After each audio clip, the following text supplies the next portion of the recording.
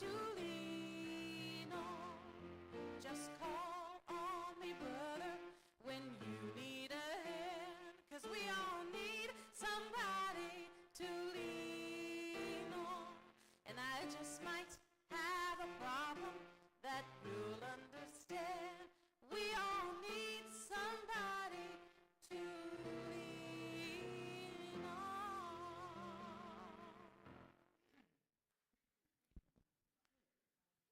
Good morning. That was wonderful. Great start to the morning. Shelley, I'm sorry you were struggling to figure out where the heck that particular slide was, but at least the movement was in beat with the song, so that helped. You got rhythm going. Well, good morning, everyone. Thank you, and welcome to the Unitarian Universalist Church of Spokane, where we join together to create a nourishing, liberal religious home and to champion justice, diversity, and environmental stewardship in our wider world. Or as we say in short, to create community, find meaning, and work for justice.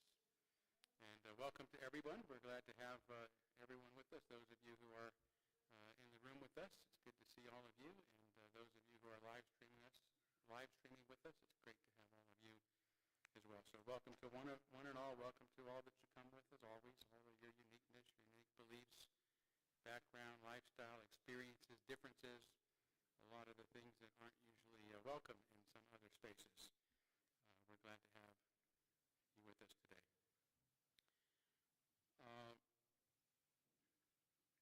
I'm a little I'm way dressed down today. The reason for that is I need to leave after services today to go to Bellingham to help my daughter move. So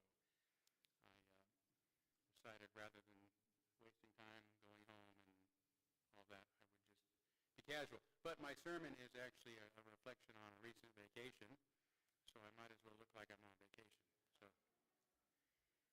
all right. Yeah, I don't think I have any announcements.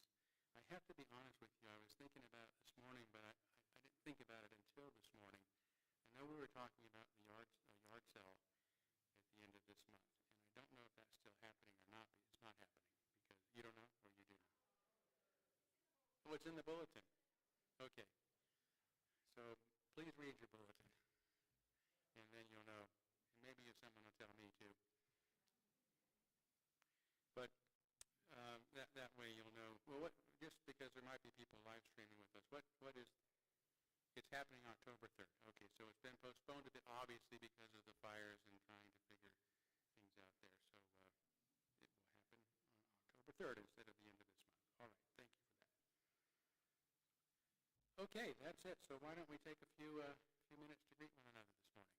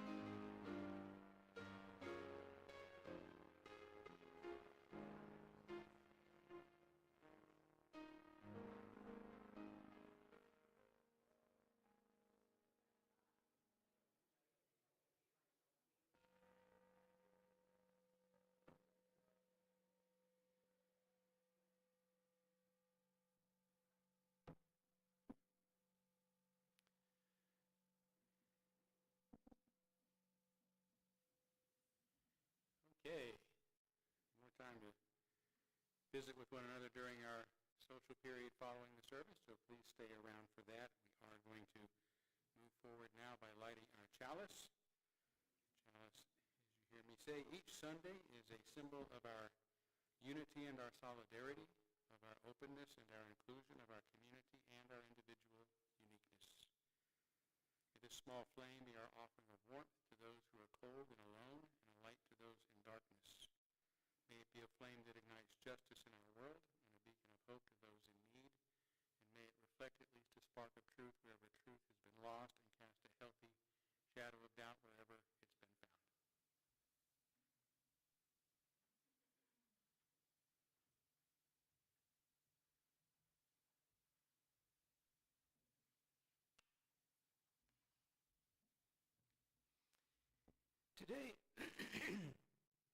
Today, Todd will be talking about some novel perspectives gained from his recent trip to Alaska.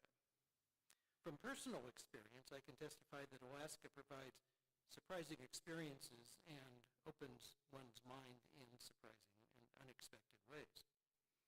8 years ago, my wife Karen and I were invited there by fellow UUCS congregants, Bob and Sonny Cook. Their Alaskan summer home is located in McCarthy, a historic outpost within the Wrangell-St. Elias National Park, by far the largest park in the United States, with an area greater than Belgium. Just getting to McCarthy is an experience. First, you drive 4.5 hours east from Anchorage to Chittenden on the boundary of the park. That drive affords a view I've never encountered before. After a few hours, you climb a small rise, and as you top the crest, you look down on uninterrupted forests as far as the eye can see in every direction, and your road cuts straight through it from your bumper to the horizon. From Chittenden, you fly by bush plane to McCarthy, skirting the mountain ranges containing a dozen Denali wannabes, including Mount St. Elias, North America's second highest mountain, whose coastal peak rises from deep in the sea to over 18,000 feet high. Approaching McCarthy, you fly past the original adit of the Kennecott copper mines, which in the early 20th century produced essentially all of the copper, nearly 1.2 billion pounds of it, for the wires that electrified America. The Guggenheims and Morgans and fellow New York magnates bankrolled the industrial complex that operated there from 1906 until November 9th, 1938, when the entire place ceased operations overnight, literally. One day you're working, the next day you're riding out of town without warning. When you stay with Bob and Sonny's place, you're on an off-the-grid structure that Bob designed and constructed himself. It features solar heating to provide hot water for showers. It has no refrigerator, just a trapdoor in the kitchen floor to access shelves lining a volume cut out of the permafrost beneath the house. Always cool. A short walk away is the outhouse in a neighborhood of rabbits and sometimes moose or grizzly. So yeah, you get some new perspectives. So with that in mind, I'm looking forward to hearing Todd's reflections on his adventures in Alaska.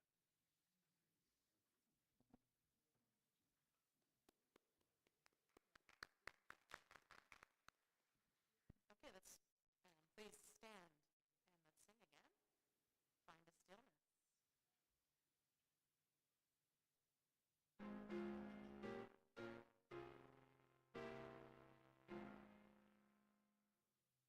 Find a stillness, hold a stillness,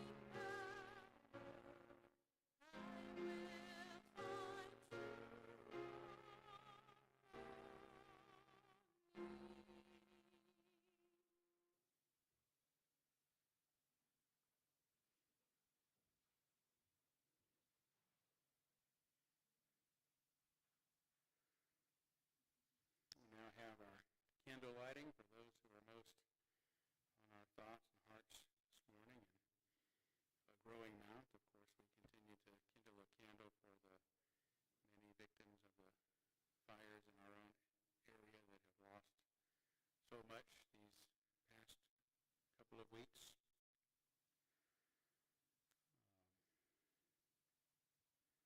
Yeah, it's just, shocking, such a great loss to so many in our own community, as well as we've seen this summer in places all over the world. So we've also had a tremendous number of earthquakes around the world in the past couple of weeks that have is devastating for folks there, so we kindle our candle for them. Of course, for the people of Ukraine and Israel and Palestine and Iran and Darfur and South Sudan and all the folks we've been lighting candles for some time who are suffering from violence, the destructiveness of human violence in their parts of the world, as well as the many frightened immigrants in our own country. And I also want us to light a candle today on behalf of all the just broken souls that seem to exist in this world. When I hear the news about another arsonist and then another being arrested, I can't imagine. There are a lot of vile things that people do in this world. But the thought of somebody doing this, especially after seeing the devastation that's already happened, means there's something terribly wrong with those individuals. And it's not an evil within them, it's something really, really broken. And man, for all the broken souls out there, may you find the help and the love and the goodness that you need. And let's take a moment of silence on behalf of those you're thinking of, and you're welcome to name them aloud if you wish.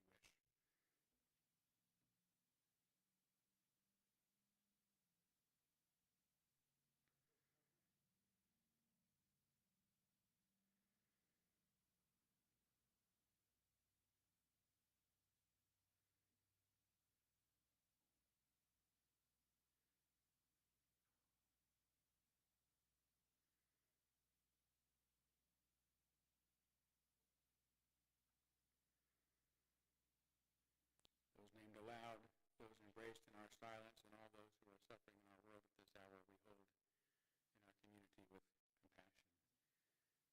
This is our third Sunday special collection for a worthy cause in our community or world. And as you probably saw, today's special collection is actually on behalf of the Spellum community. As our handout says, the Kaiser Canyon fire is estimated to have burned at least 106,000 acres and destroyed at least 20 structures around this town. More than 1,000 people have been displaced, and many of them members of the Confederated Tribes of the Colville Reservation. Some of these folks don't have even the kind of resources that our community has to try to help those in need here. We have been receiving some generous amounts of money from others around the world and country, particularly Unitarians. Thank you for those who might be watching for that tremendous generosity. Right now we're sort of keeping it in a pot, trying to figure out the best way to use it, but this may very well be the best place for us to put that money, knowing that it will be able to go and help as many people as possible, perhaps even some who wouldn't receive as much help as they need otherwise. So if you are interested in giving to the special collection today, as always, just use that special collection envelope. No need to seal it. And if you are watching and want to mail us something or go online and donate something, just indicate that it's for fire relief or special collection, whatever you want, and we will receive that with much gratitude. So thanks to everybody for your tremendous hearts in wanting to do what we can to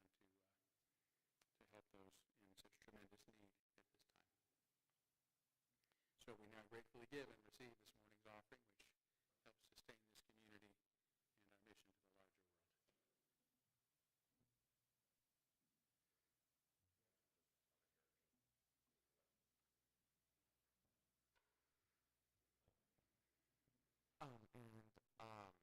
I'm playing something different today. I was going to play Herbie Hancock, but because of the fires and everything everybody's been going through and feeling,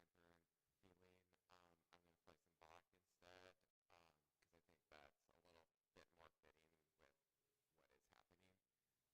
So this is Prelude number 2 in C minor by J.S. Bach.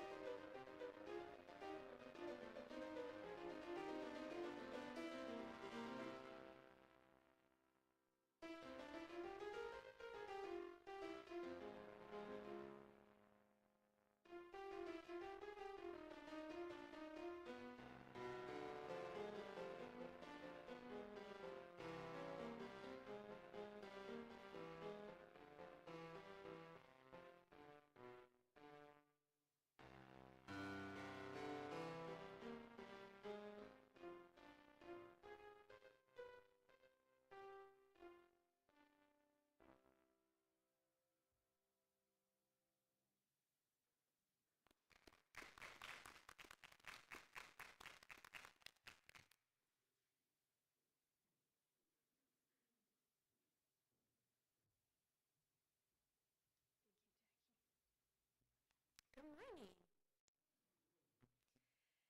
It's the third Sunday of the month, which means it's also Reading Across the Lifespan Sunday, where our mission is growing and fostering a community of readers and celebrating not only when one of us learns how to read, but learning to experience reading books as a joyful and meaningful part of human life. Today, I am bringing you good news, better news, and the best news. So let's start with the good news. It may not sound like good news, but bear with me for a moment. A couple of weeks ago, I picked up the latest issue of The Atlantic, a magazine many of the grown-ups in our congregation enjoy for its articles about culture, politics, and current events. The cover this month stopped me in my tracks. In giant letters, it declares, "The age of reading is over." Whoa. Besides my blood pressure, this raised some serious questions for me. Is this a decree from someone with some authority? Has reading been outlawed? Are we at the Unitarian Universalist Church of Spokane going to have to go undercover? Smuggle books to each other in our trench coats with dark sunglasses and floppy hats? Which would be kind of cool. Have writers stopped writing? Have publishers quit publishing? Have our favorite bookstores closed? The Wishing Tree? Auntie's? Page 42? Giant Nerd? Jupiter's Eye? What about the library? Once I took a couple of deep breaths and calmed down, I decided there was only one thing to do. Buy the magazine, grab my highlighter and felt tip pen, and do just what I love to do, investigate the claims. And so, here is the first piece of good news directly from this article. Last year, print book sales were higher than they were a decade ago. Barnes & Noble opened more than 60 new stores. Almost 400 independent bookstores sprung up in 2025. Celebrities have used their fame and influence to launch wildly successful book clubs. Audiobooks have become a billion-dollar industry. A billion. That's the first piece of good news. Thank you to The Atlantic. For the better news, we have to step back in time for a moment. As recently as about 200 years ago, only one person in 10 in the world could read and write. Just one in 10. There weren't little free libraries on every third block. You couldn't download an audiobook while you folded laundry. Nobody was browsing bookstore shelves looking for the perfect beach read. Reading was a privilege available to relatively few people. Forgive me for the use of statistics here, but I simply have to share this. Today, about 88% of adults around the world can read and write. Among young people, ages 15 to 24, it's 93%. Human beings have accomplished something remarkable. We have taken something that was once reserved for a select few scholars and elites and made it available to almost everyone. Now, before I continue to the best news, it's only fair that I share the central concern raised in the article. Although more people than ever know how to read, only about 20% of us are regularly reading books. Where do you land? The concern isn't that we've forgotten how to read. It's that fewer of us are choosing to practice the kind of reading that stretches our attention, deepens our understanding, and even expands our imagination. I suspect most of us would agree that's at least a little worrisome and maybe even a little sad. But I didn't come up here this morning to warn you that civilization is ending. I came to remind you that reading is still here. And here is the very best news of all. Nobody gets to decide what your reading life looks like except you. You don't have to read what everyone else is reading. You don't have to finish every book you start. You don't have to read serious books to be a serious reader. A reading life isn't something you're assigned. It's something you build. So if it's been a while since you've picked up a book, or if you're just beginning to grow a family of readers, let me leave you with a few simple invitations. Get yourself a library card, and help your child get one too. Check things out freely. Take home 6 books, read 2, return 4 unread. Libraries do not give grades or require a book report. Every time we use our public library, we help show that our community values it. Ask your friends and family, what are you reading? And be ready to answer that question yourself. No need for a quiz or a book count, but if the answer is nothing right now, don't stop there. Ask another question. Sometimes all someone needs is a good recommendation, a library card, or a friend who's excited about books. Lastly, well, for today anyway, read what you actually like. Mysteries, romance, adventure, graphic novels, history, Stephen King, Dogman, poetry, audiobooks. Reread something, abandon something. There are no virtue points for slogging through a book you hate. Life is simply too short.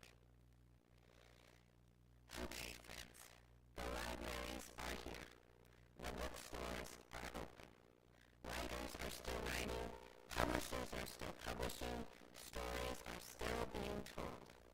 There's no authoritarian declaring reading illegal, and almost all of us have been given this remarkable ability to turn squiggly marks on a page into people and places and ideas in our own minds.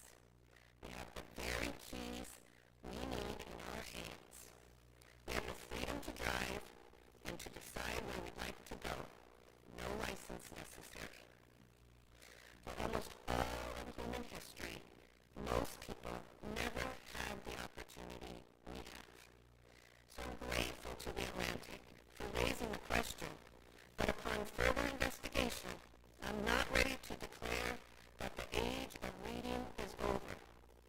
I am ready to declare that we get to write the next chapter. What happens next is entirely up to us.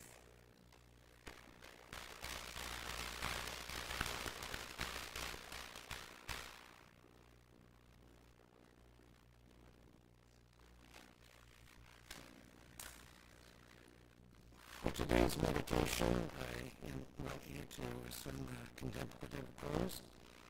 Make yourselves comfortable, close your eyes if you wish, and breathe slowly and deeply. And reflect on these words of naturalist, environmentalist, and founder of the Sierra Club, John Muir. Words inspired by his experiences and observations in Alaska.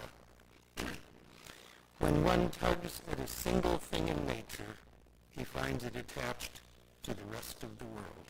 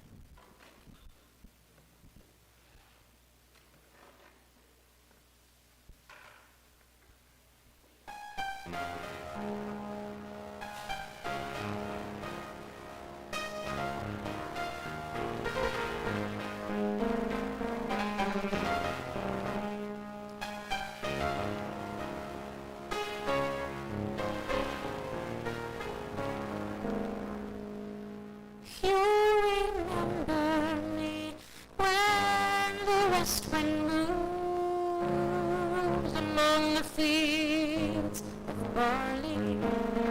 You can tell the sun in its jealous sky when we walked in fields of gold.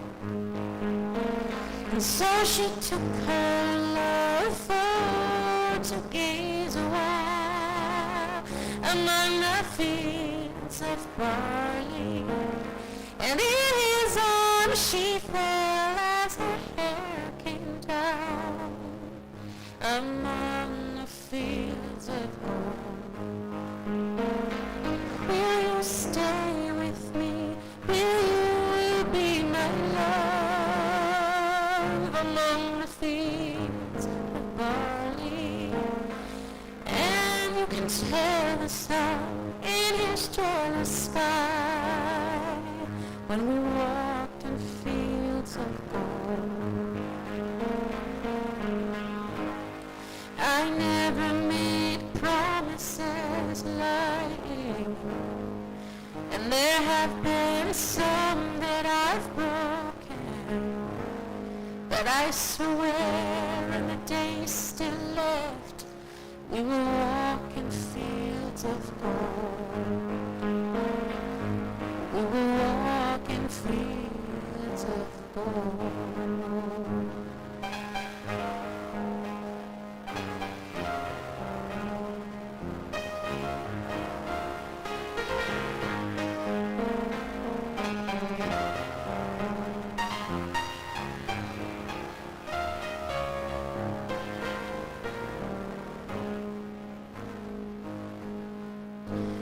Well, I never made promises lightly, and there have been some that I've broken, but I swear in the days still left, we will walk in fields of gold. We will walk in fields of gold. Many years have passed since those summer days among the fields of barley. See the children run as the sun goes down, as you lie in fields of gold. But you remember me when the west wind moves among the fields of barley, and you can tell the sun in his jealous sky when we walked in fields of gold. When we walk in fields of gold.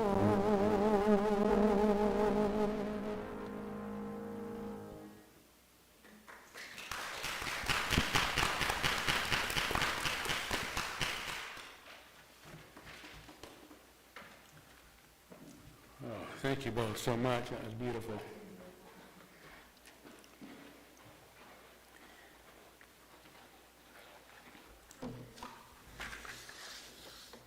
What's a vacation without photographs, right? So you'll get to see a few of those along the way. The title of today's sermon is worth repeating at the start here too. Walking trees, sea cucumbers, misplaced gray wells, natural-born cyborgs, and other related things. So Peggy and I recently went on our first cruise, along with her sister, Lisette, and our brother-in-law, Bill. I'll let Shelley switch it to the next slide. So we spent, a week afloat upon the great Pacific Ocean, experiencing the many islands, fjords, waterways, communities, and other wonders across Alaska's magnificent inner passage. If you'll switch to the next slide, we saw whales and dolphins and stellar seals.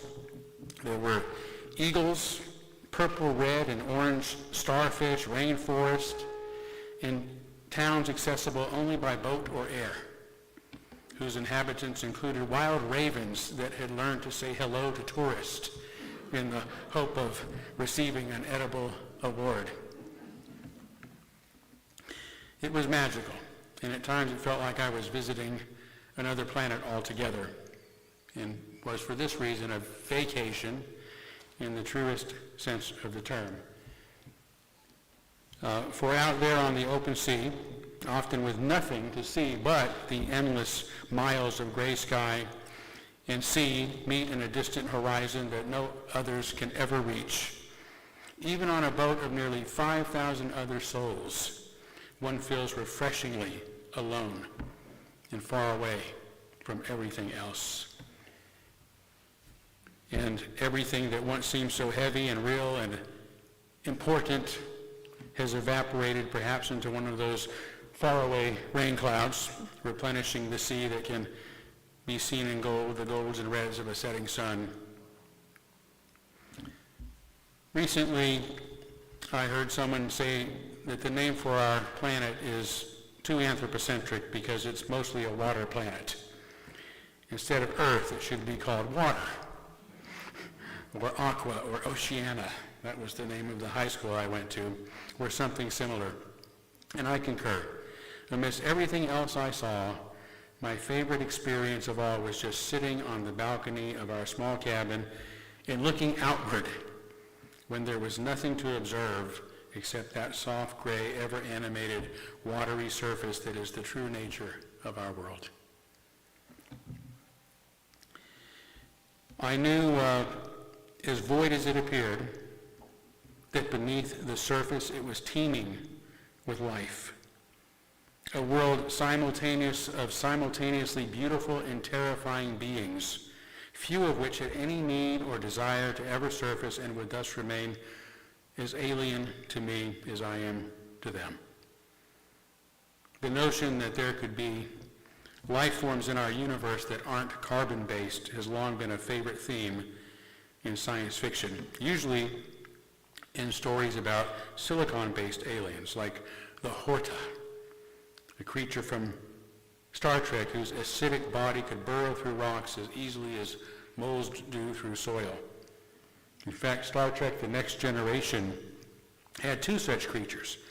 The crystalline entity, a giant space-dwelling creature that feeds off the life of entire planets, and another that memorably refers to the first humans it ever encounters as ugly bags of mostly water. There are other examples in shows like Doctor Who and Star Wars and numerous novels. It's such a regular theme in science fiction that I've always presumed that that's all it is, science fiction, until I entered a small modular shed serving as a nature interpretive center for tourists at the port in Prince Rupert, British Columbia. And therein was a rare and long-dead creature that reminded me of a large piece of bleached coral. Thank you, Shelley. So this unusual animal, these animals, which have existed in the cold waters off of British Columbia for more than 200 million years, are called glass sponges because they are semi-silicon life forms. Although carbon-based, their skeletons, which is what this is, are formed of silica, the same stuff that our windows are made of. So they are, at the very least, science fiction's proof of concept. And if that's not interesting enough, these prehistoric animals were thought to have been extinct until they were rediscovered in the Hecate Strait in 1987. The only place they are known to exist, and today are thus often referred to as living dinosaurs. So I wasn't expecting to see aliens and dinosaurs on my trip, not even in Alaska. But it shows that Earth, or should I say Oceania, is so much more than any of us realizes. I think Dick alluded to in his opening words. So much more than any of us realize. If there is anything shared in common by the plethora of diverse sites and experience I had while vacating Earth for a while to visit Oceania, that's it. That there is so much more than any of us realize, so much more to the planet, so much more to the creatures we share it with, and so much more to ourselves.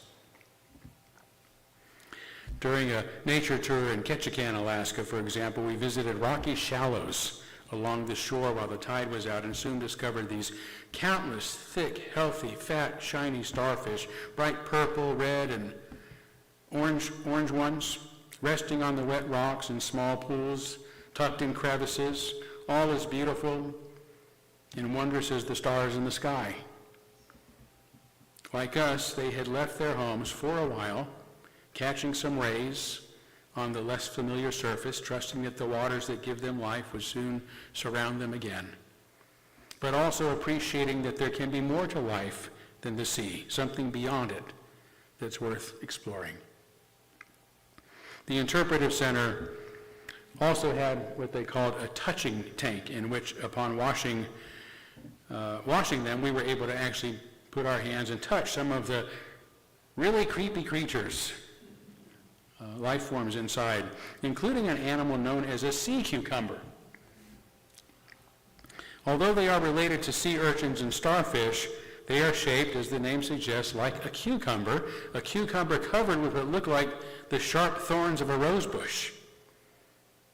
But they are soft as are the skin of these animals, and they are used for movement, not protection. Sea cucumbers are most unusual in that they feed on algae, bacteria, and waste. And movement is important since they have no brains and depend upon external stimuli to guide their actions. They are like autonomous vehicles whose purpose is to help keep the ocean and its sediment clean. They're the cleanup crew. And speaking of cleaning up, I even touched the head or mouth, I'm not sure which, of a sea creature that looked like a feather duster. Its body was long and tubular, and it had these hair-like fingers protruding from the top end. Our guide, a young college student, invited me to touch it, but I initially declined any interest in doing so. "Oh, come on," she said, in a cynical tone and not wishing to be emasculated. I placed the tip of my finger on its tentacles, upon which it immediately snapped backward in a split second, almost as fast as my hand left the tank. So much for preserving my manhood. But among the most fascinating discoveries was the unique way millions of trees in Ketchikan, Alaska, and other places along its shores in their temperate rainforest, mostly hemlock and spruce, have come to survive in a part of the world where the bedrock beneath a thin layer of topsoil is simply too hard for their roots to penetrate. Instead, their roots spread outward, horizontally, toward other trees for nourishment and strength, the strength they need to grow and survive. They mostly sink them into fallen trees, which are called nurse logs, so you can see some growing off of that in the image. They grow right out of them. And when such a log deteriorates over time, especially if it's a big tree, sometimes over decades and centuries, the roots that grew around it just remain above the ground, often with a space in between them. And so these trees appear to be standing, well, they are standing on their own roots. And this is why locals often refer to them as walking trees, because they look like they have legs.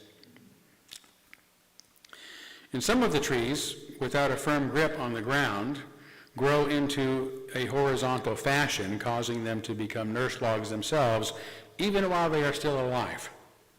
It seems a strange way for desperate trees to get by, but the forests that they create, as you saw in that first image, are as lush and vibrant and bountiful and beautiful as any in the world. Now, every sailor, the name that given to us passengers aboard the Brilliant Lady, the name of our ship, were most eager, of course, to see whales. And we were not disappointed. No matter how often they appeared, you could hear everyone on the respective side of the boat roar with excitement at every appearance. Even from great distances, we all learned to spot a whale blow.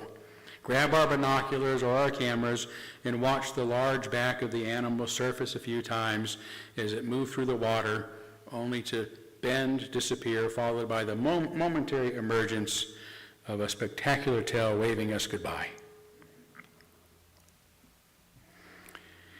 I'd only seen humpbacks once before, 15 years ago, but even from a distance, I thought the whales we were seeing must be something else. The difference, I thought, was in the bend of the back, which didn't quite seem to have the hump that I remembered.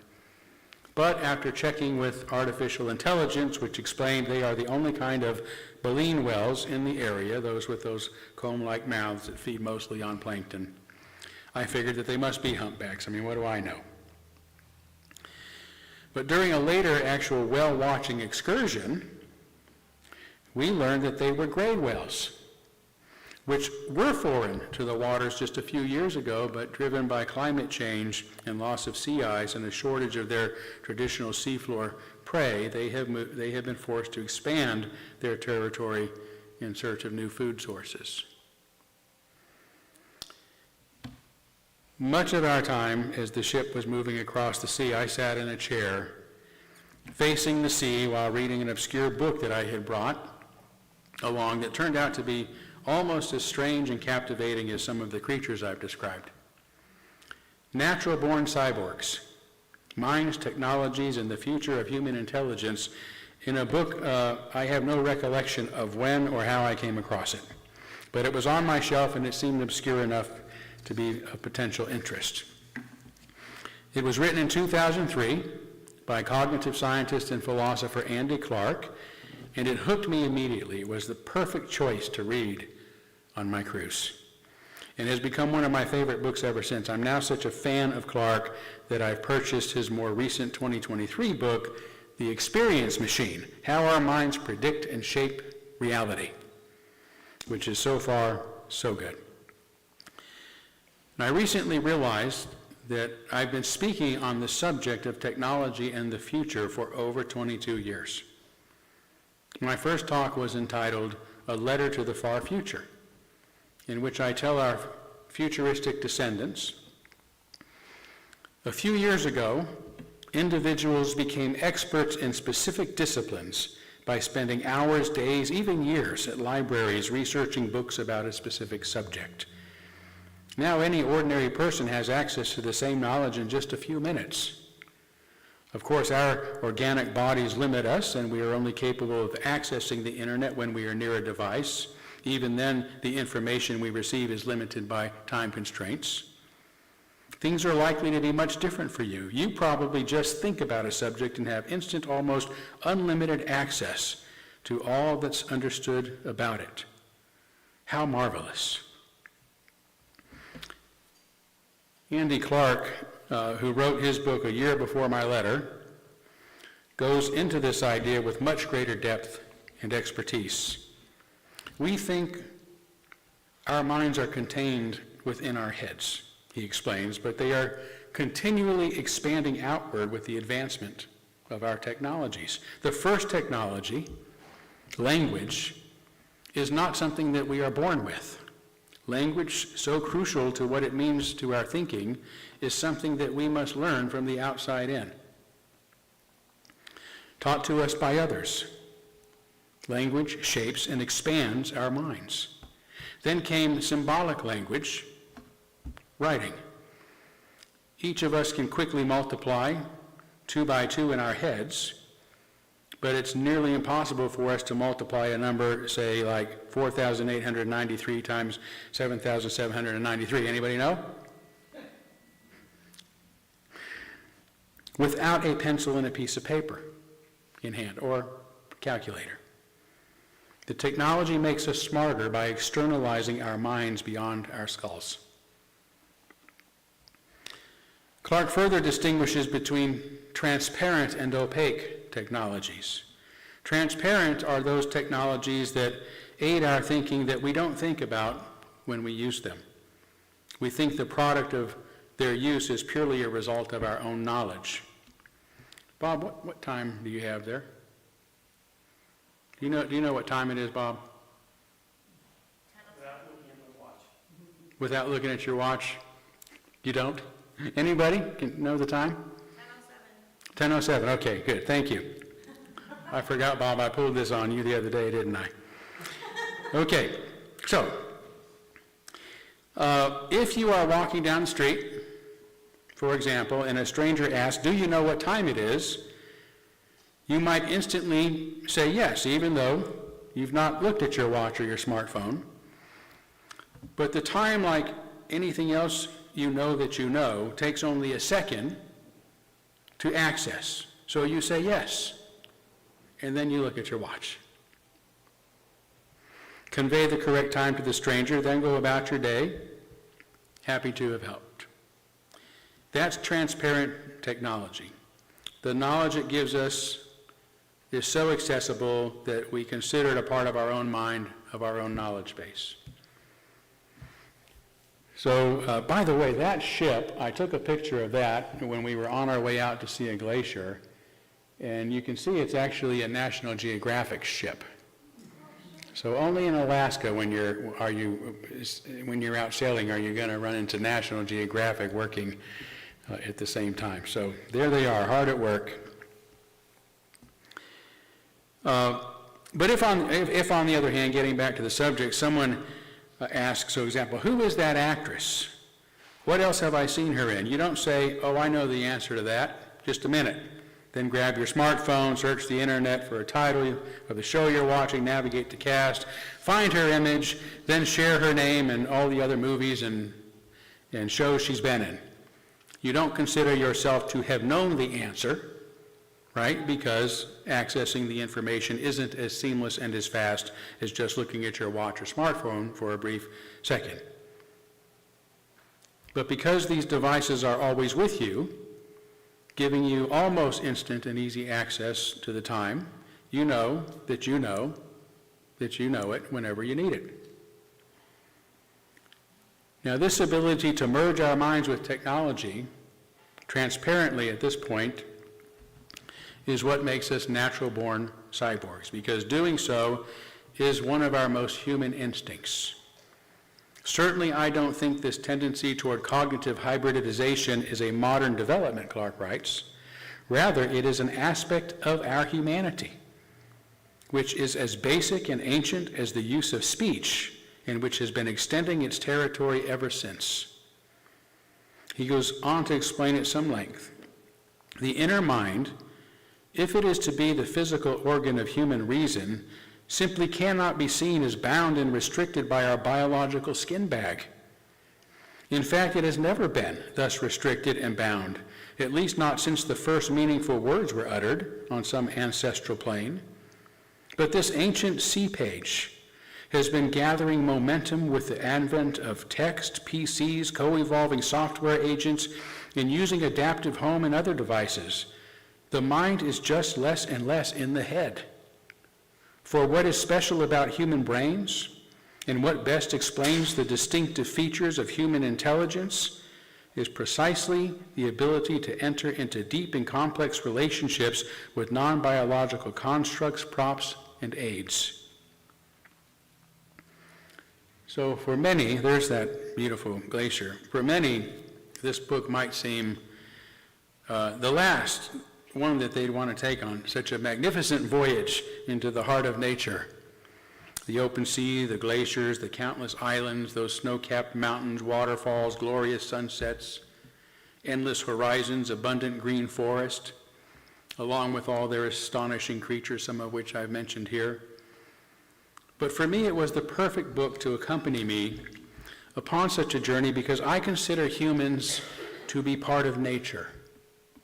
And I consider our technologies to be as natural as a beaver's dam, a bird's nest, a gopher's hole, or a tornado, hurricane, earthquake, and volcano, or bacterium, viruses, and parasites. Not everything in nature exists in perfect harmony with the rest of it.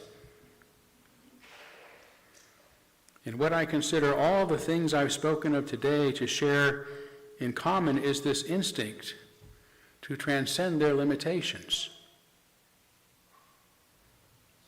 That there are plants and animals on land at all, let alone so many of them, is a good example, giving that life on Earth, or Oceania, or whatever we call it, began in the sea. But some of which, unlike those starfish I saw, spending a little time in the shallows, evolved to stay on dry land.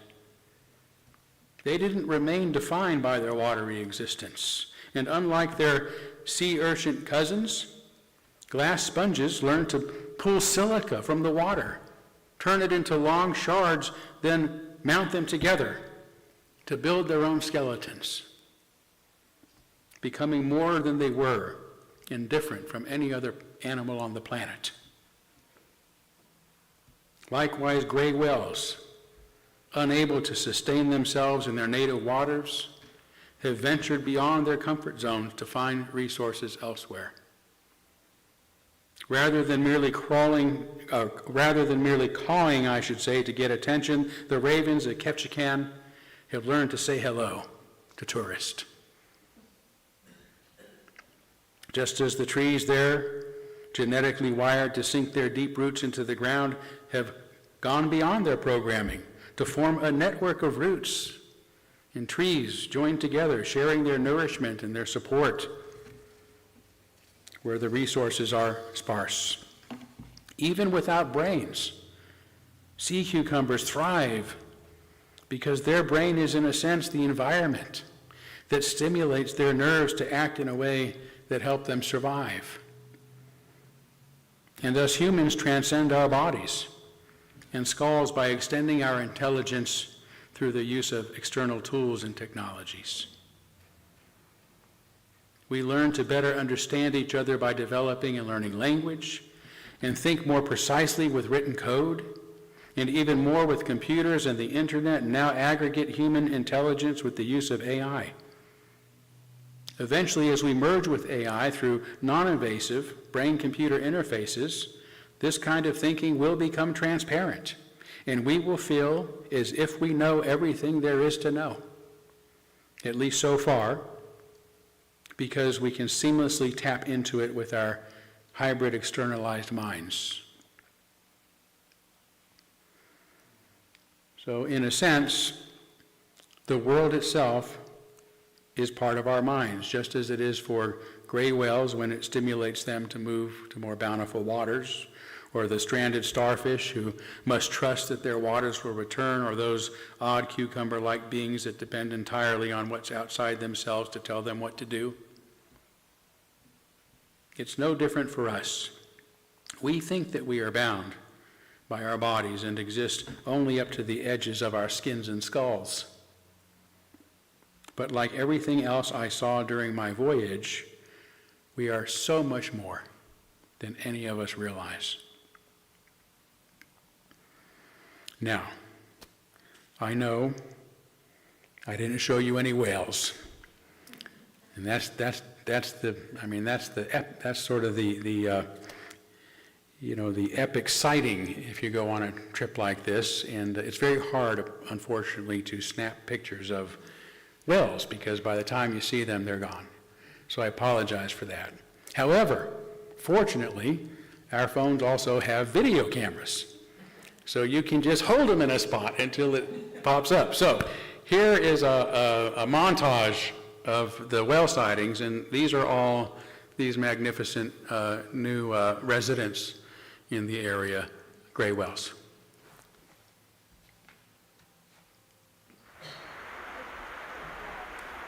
These are the blows, if you can see them in the distance. I had to zoom in tight. These little white bursts are the blows, so you have to zoom in. Usually they're far away from the boat. This is on a whale excursion.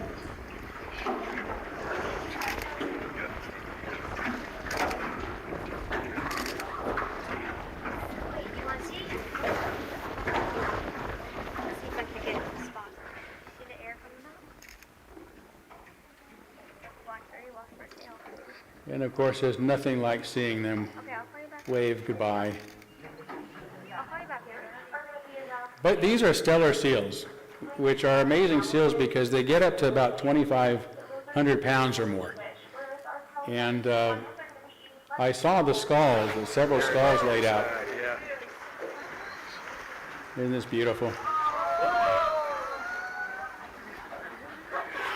There it is, other side, yeah.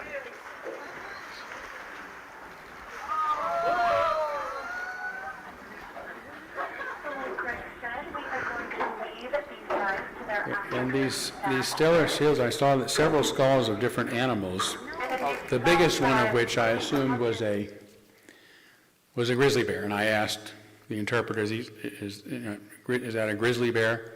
He said, no, that's the stellar seal. The grizzly bear was next to it, half the size. So that just gives you an idea of these amazing, why they call them stellar seals. Anyway, thank you for continuing the journey with me this morning. And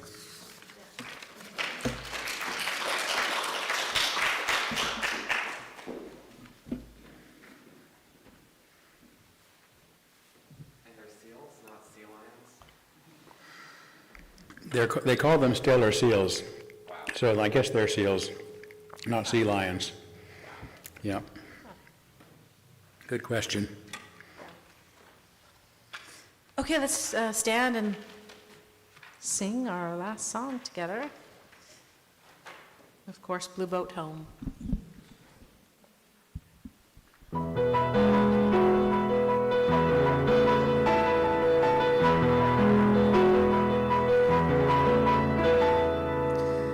Though below me I feel no motion, standing on these mountains and plains, far away from the rolling ocean, still my dry land heart can say, I've been sailing all my life now, never harbor or port have I known.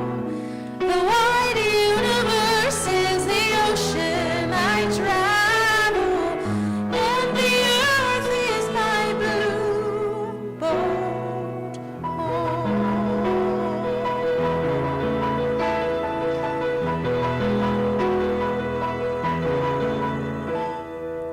Sun, my sail, and moon, my rudder, as I ply the starry sea, leaning over the edge in wonder, casting questions into the deep, drifting here with my ship's companions, all we kindred pilgrim souls, making our way by the lights of the heavens in a beautiful blue boat home.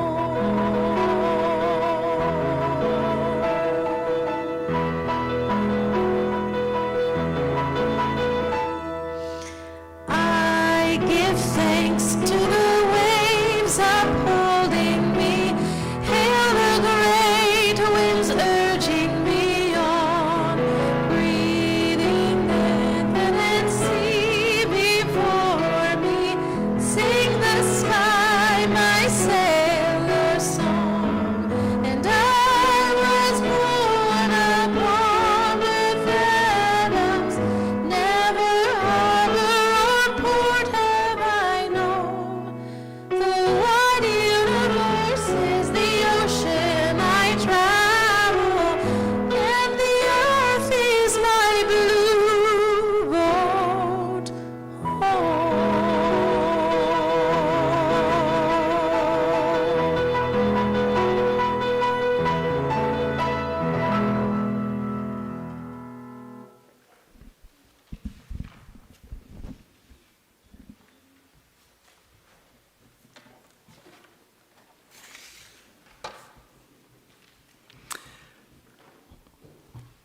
For our benediction, I offer the words of English zoologist, pioneering primatologist, and anthropologist Jane Goodall.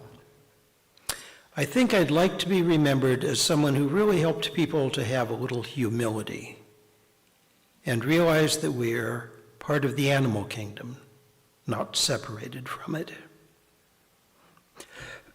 Amen. Blessed be. Salam alaikum and shalom.